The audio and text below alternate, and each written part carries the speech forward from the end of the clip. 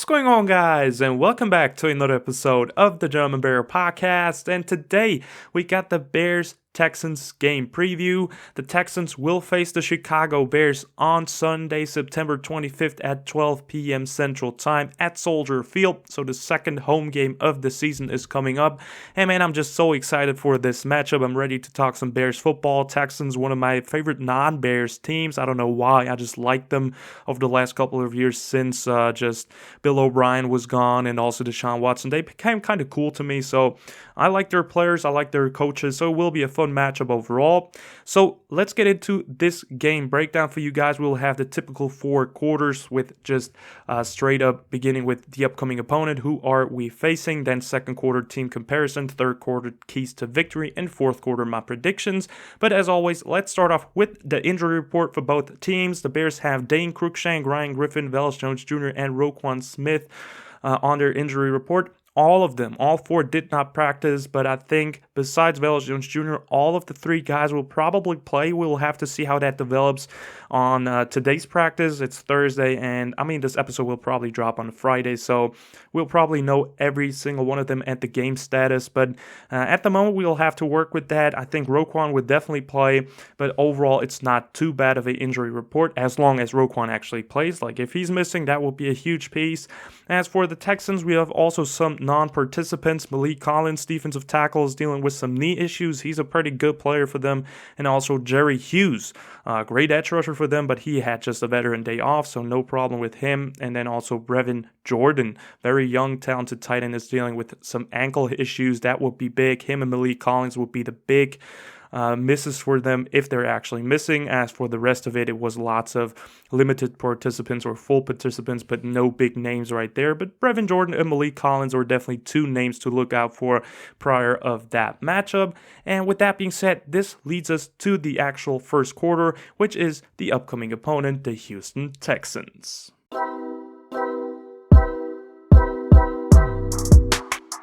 And just to give you a quick overlook over the organization, it's ran by GM Nick Caserio, which is a pretty good GM. He really carved out some nice drafts over the last couple of years for the Texans. We will look at this year's draft for them as well. Head coach, well-known name in Chicago, Lovie Smith, obviously went to a Super Bowl with Chicago, had lots of successful years here.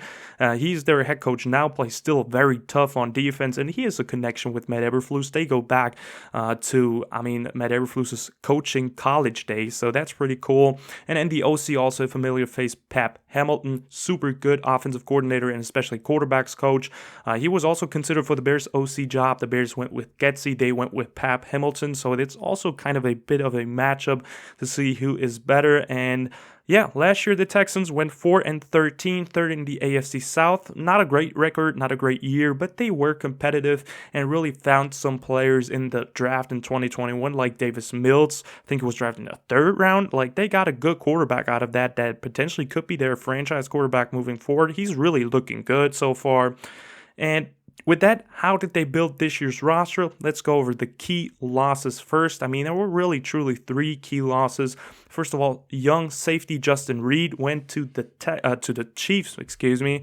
This is obviously a big loss for them. He was a leader of that defense. Also, edge Jacob Martin left them. He was not their rusher number one, but he was a pretty good rotational rusher for them in there. And then they also lost veteran quarterback Tyrod Taylor, who is just a really good backup quarterback to have. We all know the curse of him as soon as he was on the team and was slated to be the starter. He got somewhat injured or was not able to play, and the rookie took over. And it was the same with that last year too. Like, he, I think, got the starting job. Davis Mills took over, and he's looking pretty good so far. So Tyrod Taylor now trying to save Daniel Jones, even though let's see if that works out for them.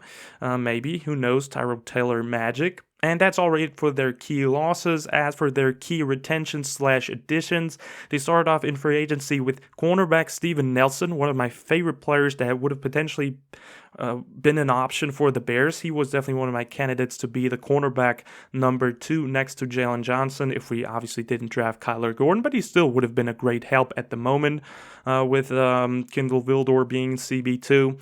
Then they also added to the offensive line with guard AJ Cann. He's a pretty good veteran. Added edge Jerry Hughes, who had an insane week 1 so far for the Texans. Had, I think, 2 sacks and 1 interception in one game. I mean, that's kind of scary. And he's still pretty good. I mean, he's 34 now. He's getting up there in age, but still a pretty good rusher, even though he is a bit older. And then they also retained Kamo Grugier-Hill, which is a pretty damn good linebacker. Underrated, nothing too crazy, but he can fly on the field and make some tackles. And then they also later in training camp, I think they signed tight end O.J. Howard not that long ago. Still a talented tight end, had some injury issues, but so far it seems like he is kind of staying healthy. So happy he has found a second place after the Bucs as well. And now moving on to the other kind of addition, which is obviously the draft. And I think they really nailed this draft, got lots of really good players this year. Started it off, first pick of the draft was, I think, the 4th overall pick. Started it off with Derek Stingley Jr., obviously a player that had a injury history, but was an absolute beast as a freshman at LSU, and so far looks really good. He's a really good cornerback for them. Then they also added on later in the first round with Kenyon Green, absolute mauling guard for them that is excellent in the run game, pretty good in the pass game as well from Texas A&M. This guy is an absolute steal as well. Added on to the secondary twice now with Jalen Petrie in the second round, one of my favorite safeties. I broke him down in one of my safety preview videos for the draft. He was one of my favorite safety prospects. The guy is an absolute beast, multiple weapon, versatile weapon on a defense, and he's definitely good for them as well. And then I think they added on in the third round with John Mechie, who is obviously dealing with some bigger stuff. I think he has cancer, if I'm not mistaken.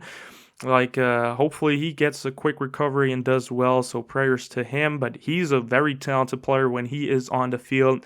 Also, they drafted Christian Harris out of Alabama. He is on IR, so they have some injury problems at the moment with their rookies. Christian Harris, super fast linebacker from Alabama, flies over the field just like Kamo Grugier-Hill, but still has much more talent. He still needs to get better against the run, but in pass coverage, he's amazing.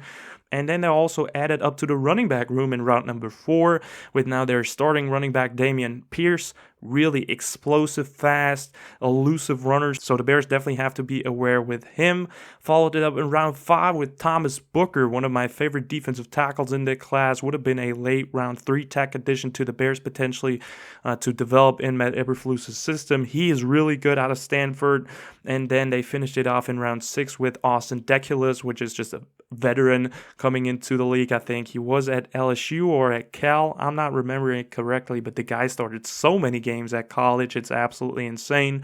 So he's basically a veteran backup addition to the offensive line, which is kind of cool too.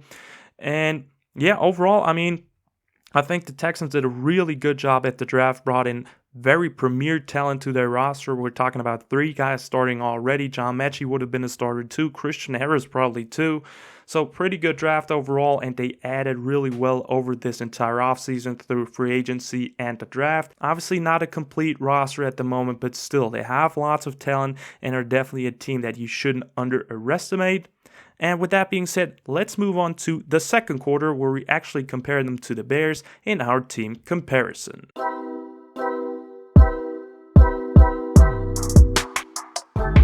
And I mean, starting off the team comparison, like we usually do, we want to look at the Bears offense first and compare it to the Texans defense, and then the Bears defense against the Texans offense, just a matchup that makes sense, like we usually do with our team previews. Starting it off with the running backs and tight ends against the linebackers of the Texans. We have David Montgomery, Khalil Herbert, Treston Ebner, and then tight ends Cole Kmet and Ryan Griffin against the linebackers of the Texans. And I mean, the linebackers overall are not that bad for them. They got Kamo Grugier-Hill, who I talked about already. Christian Kirksey is solid. Blake Cashman, Neville Hewitt as a backup in there. I mean, it's a solid linebacking room, but comparing him to David Montgomery, Khalil Herbert, Cole Kmet, if he's playing good, I mean, it's up and down with him at the moment, but overall, just Monty and Herbert, that 1-2 punch that we have at the moment is super strong. I definitely give the edge to the Bears in that matchup. These two guys have been outstanding so far throughout the season. Obviously, Monty had a bit of a weaker week 1, but Herbert stepped in there with some nice runs, and then against the Packers in week 2, just Monty went off with 122 yards on 15 carries.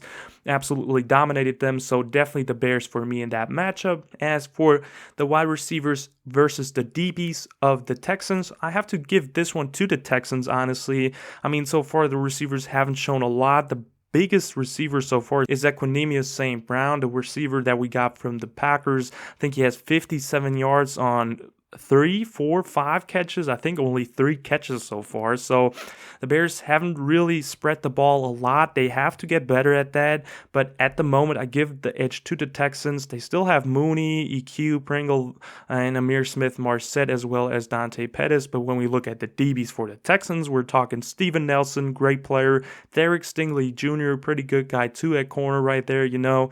And then also in the slot, in the nickel, they got Desmond King, who is one of the best slot corners in the league.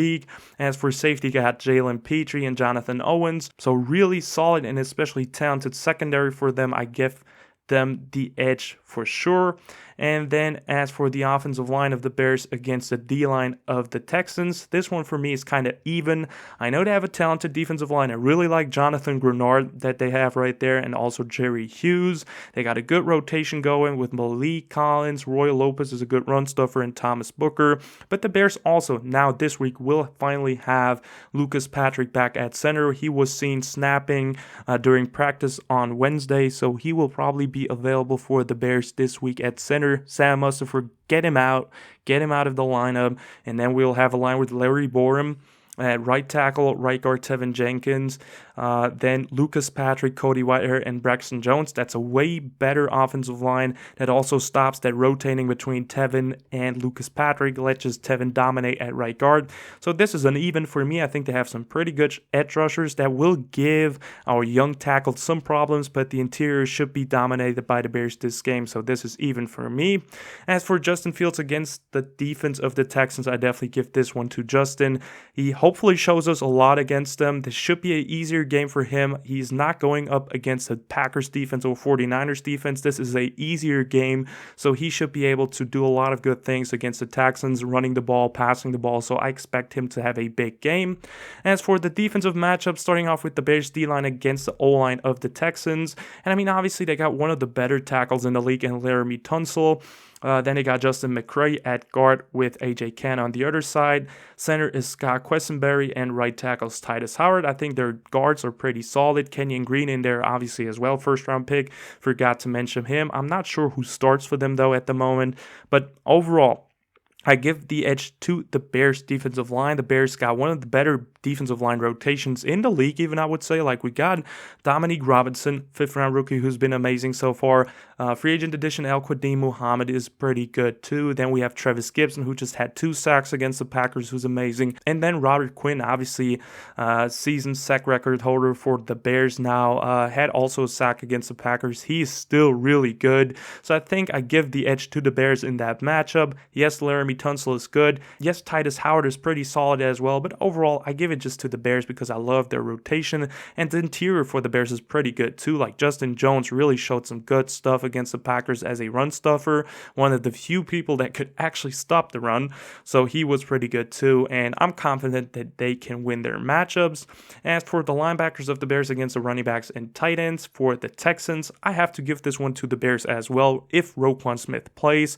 Roquan is still an amazingly good linebacker. He struggled against the Packers, but against the 49ers, he did a really good job overall. I don't see why he should have struggled there. I don't buy into that. I watched the game tape, and I don't see any problems with that. If you want to, you can check out my both of my game breakdowns of these two games as well. So there you can build your own opinion. I mean, even though the Packers one is just mainly on the Bears offense, but if you want to see some Bears offensive football, feel free to check that out as well. As for, the linebackers, like I said, I think the Bears got the edge. Running backs for the Texans are pretty good. Damian Harris is freaking talented. Rex Burkhead is pretty good too, but the tight ends are still a work in progress. I like Brevin Jordan a lot, like really a lot. He's a really good player. O.J. Howard as well, but overall, I just take the Bears in that matchup. Nicholas Morrow has been pretty solid. So has been Matt Adams. As for the defensive backs against the wide receivers of the Texans, I definitely give this one without a doubt to the Bears. Jalen Johnson hasn't even been targeted yet this season. He's absolutely incredible. He's a lockdown cornerback, does so many great things overall.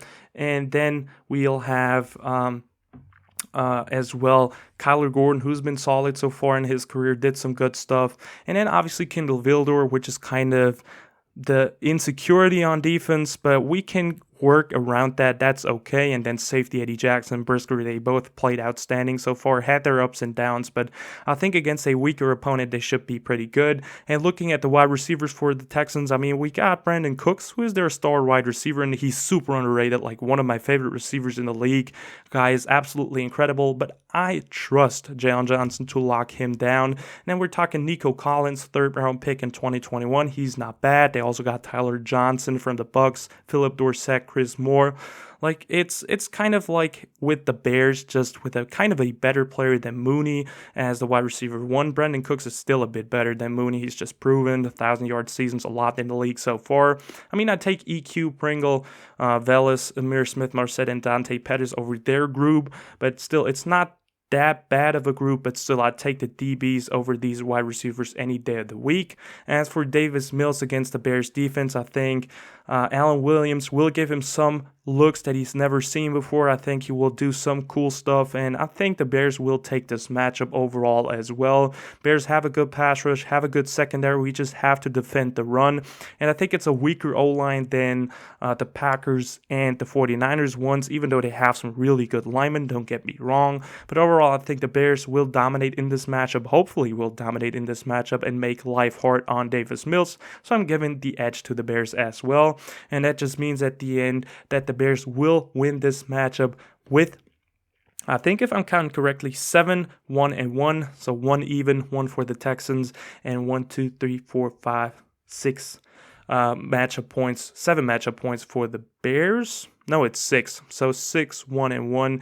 I have the Bears winning this matchup overall over the Texans. And with that being said, that leads us to quarter number 3, which is the keys to victory.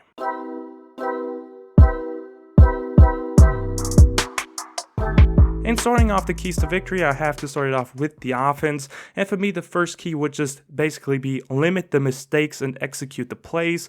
Against the Packers, it was really hurtful to see some plays just being broken down because the offensive line couldn't hold the defenders for 1 freaking second, or Justin Fields going away from the reads, or receivers doing some mistakes, or tight ends dropping the ball. So just limit the mistakes this time. Don't get unnecessary flags to put yourself in a bad position, and then just execute the plays like Luke Getsy wants them to work. And I think we're good to go. As for key number 2, Justin Fields, this time I just want to see him making things happen with his legs.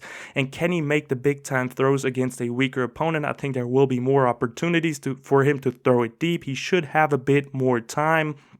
So I'm interested and excited to see that against the Texans.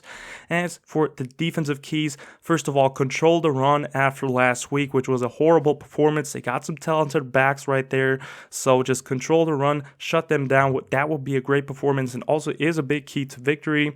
And then key number 2 would be shut down Brandon Cooks. Jalen Johnson needs to shut him down. I think that really takes back a lot of options for the passing game. He is the big weapon number 1 for them in the passing game. So if you take him away, they have to rely on the run game more, and then you should just stop the run and we're good to go. So this would be key number 2. And that already finishes up my keys to victory and leads me to quarter number 4, which is my predictions.